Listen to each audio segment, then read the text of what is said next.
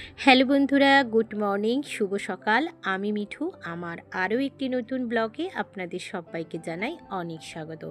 আজকে আপনাদের সাথে শেয়ার করব বাড়ির স্বাদ, সংসারের আনন্দ।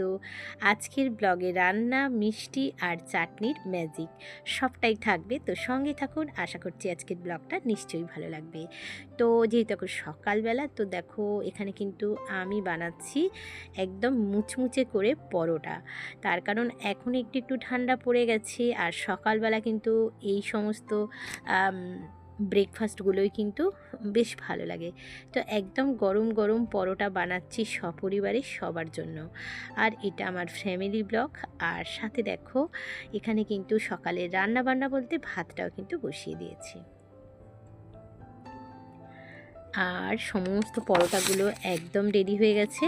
যেহেতু একটু ঠান্ডা পড়েছে, হাওয়াও দিচ্ছে, আর পরোটা তো একটু ঢেকে রাখলেই বেশ গরম থাকবে। আর আজকে আমি বানাবো ফুলকপির একটা দারুণ রেসিপি। এখন তো ফুলকপি খেতে বেশ ভালোই লাগে। আর সাথে সাথে এসে গেছে একদম আমাদের বাগানের যে ফুল গাছের ফুল। চলছে আমার রান্না বান্না। তো আজকের ব্লগে রান্নাবান্না শেয়ার করব অবশ্যই বলেছি। তো ফুলকপির একটা রেসিপি, যেহেতু আজকে মঙ্গলবার, তো আগেই আমি বলতেই ভুলে গেছি। তো সবটাই কিন্তু ভেজ, কোনো রকম পেঁয়াজ রসুন ছাড়াই কিন্তু আর এই তো তরকারির ফাইনাল লুকটা দেখে নাও। গরম গরম পরোটা কিংবা ভাত যার সাথেই হোক না কেন, অল্প একটু ঘি দিয়ে দিয়েছি, দারুণ টেস্টি হয়েছে। একটা রেসিপি আমি বানাচ্ছি। আর সাথে এসে গেছে কিন্তু মিষ্টি। তো সকালবেলা মর্নিং টাইম, সকালবেলা যখন বাইরে বেরোনো হয় তো টুকটাক তো আনতেই হয়। আর এই তো এসে গেছে আমার বাড়িতে বেশ কিছু মিষ্টি।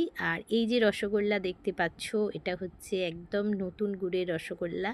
যদিও এখনও ঠান্ডা সেরকম পড়েনি, তবুও তো বেশ এই সমস্ত মিষ্টি আনা হয়েছে।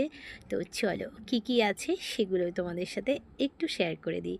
আর মিষ্টি খেতে কে কে পছন্দ করো অবশ্যই কমেন্ট করে জানিও। আর চলে এসো, আমি তো ভীষণ ভালোবাসি। আর এই যে আমসত্ত্বের যে মিষ্টিটা, এটা কিন্তু আমার ছেলের ভীষণ ফেভারিট একটা মিষ্টি। আর রসগোল্লাগুলো আমার। সাথে থাকলো চাটনি। তো ছোট্ট একটা ব্লগ শেয়ার করলাম, কেমন লাগলো